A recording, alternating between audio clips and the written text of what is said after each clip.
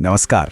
आज हम एक ऐसे टॉपिक पे बात करने वाले हैं जो थोड़ा सेंसिटिव तो है, लेकिन हर किसी के लिए इसे जानना बेहद जरूरी है, और वो है भारत में रेप से जुड़े कानून।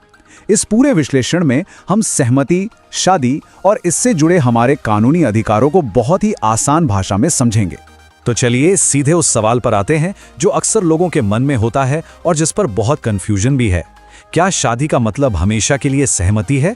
इस पूरे विश्लेषण में हम इसी मुश्किल सवाल का जवाब खोजने की कोशिश करेंगे। तो सबसे पहले शुरुआत करते हैं बिल्कुल बेसिक से। शादी और सहमति की गहराइयों में जाने से पहले ये समझना जरूरी है कि हमारा कानून रेप या बलात्कार को आखिर परिभाषित कैसे करता है।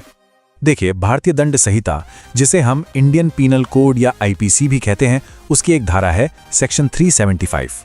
इसके मुताबिक अगर कोई व्यक्ति किसी दूसरे व्यक्ति के साथ उनकी सहमति के बिना जबरदस्ती या फिर धोखे से यौन संबंध बनाता है तो उसे बलात्कार माना जाता है। यहाँ सहमति शब्द पर ध्यान देना सबसे जरूरी है। तो सवाल उठता है कि यह सहमति आखिर है क्या? देखिए, कानून इसे बहुत साफ तौर पर बताता है। सहमति का मतलब है एक क्लियर, आजाद और अपनी मर्जी से दी गई हाँ। अगर ये हाँ किसी डर, दबाव या धमकी की वजह से कही गई है तो कानून की नजर में वो सहमति है ही नहीं। और ये याद रखना भी बहुत जरूरी है कि किसी की चुप्पी या विरोध ना करने का मतलब सहमति बिल्कुल नहीं होता। और हाँ, एक बात कानून में बिल्कुल पत्थर की लकीर है।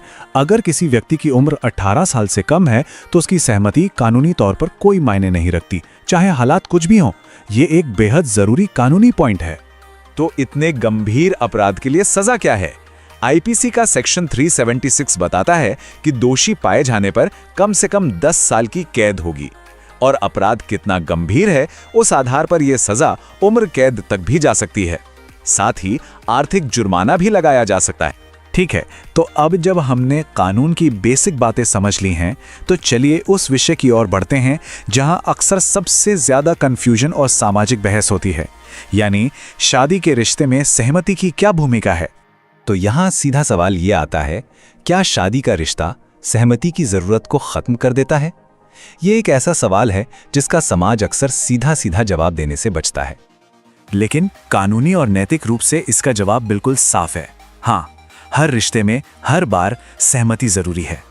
चाहे आपकी वैवाहिक स्थिति कुछ भी हो, शादी को सहमति का कोई परमानेंट लाइसेंस नहीं माना जा सकता। ये बात इस विचार को एकदम साफ कर देती है। शादी का मतलब ये नहीं होता कि एक साथी का दूसरे साथी के शरीर पर अधिकार हो गया है।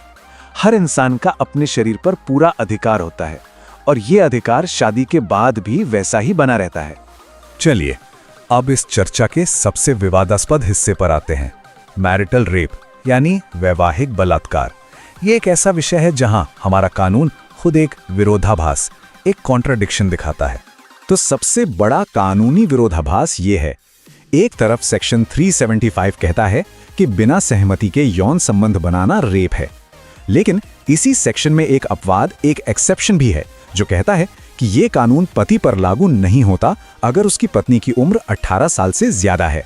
ये समझना बहुत जरूरी है कि ये कोई हमेशा के लिए तय हो चुकी बात नहीं है। ये कानूनी अपवाद इस समय भारत में एक बहुत ही गंभीर न्यायिक और सामाजिक बहस का मुद्दा बना हुआ है। सुप्रीम कोर्ट और अलग अलग हाई कोर्ट में कई याचिकाएं हैं जो इस अपवाद को हटाने की मांग कर रही हैं। तो जब तक ये कानूनी बहस चल रही है, क्या पीड़ितों के लिए कोई कानूनी उपाय है? हाँ, कुछ रास्ते जरूर हैं। पीड़ित घरेलू हिंसा अधिनियम यानी डोमेस्टिक वायलेंस एक्ट के तहत सुरक्षा मांग सकते हैं, या क्रूरता के लिए आईपीसी की धारा 498A के तहत केस फाइल कर सकते हैं। अब इस पूरी चर्चा को आईपीसी की धाराओं से थोड़ा और ऊपर ले जाते हैं और इसे भारत के सबसे बड़े कानून, हमारे संविधान के नजरिए से देखते हैं, क्योंकि आखिर में हर नागरिक के अधिकारों की रक्षा तो हमारा संविधान ही करता है। हमारा संविधान हर नागरिक को कुछ मौलिक अधिकारों की गारंटी देता है।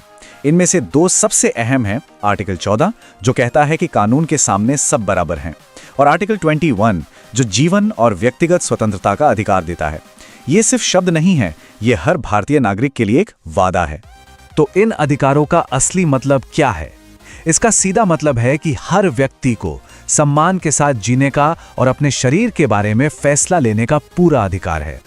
इसी को बॉडीली ऑटोनॉमी या शारीरिक स्वायत्तता कहते हैं और ये एक ऐसा मौलिक अधिकार है जो किसी भी रिश्ते में, यहाँ तक कि शादी में भी खत्म नहीं होता। कानून और अधिकारों को समझने के बाद अब आते हैं सबसे जरूरी हिस्से पर, जानकारी और सुरक्षा, क्योंकि सही जानकारी ही सबसे बड़ा बचाव है।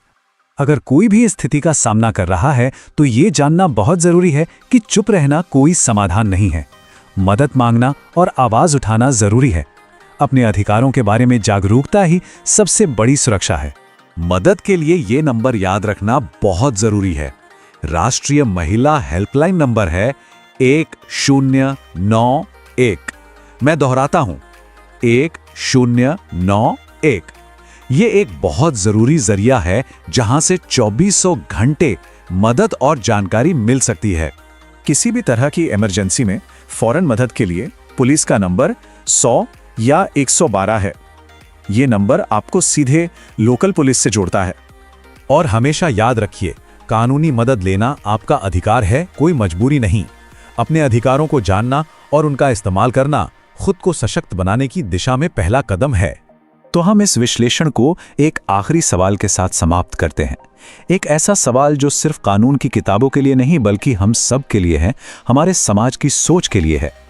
हर व्यक्ति को अपने शरीर पर पूरा अधिकार यानी शारीरिक स्वायत्तता असल में कब और कैसे हासिल होगी, इस पर सोचना हम सभी के लिए बहुत जरूरी है।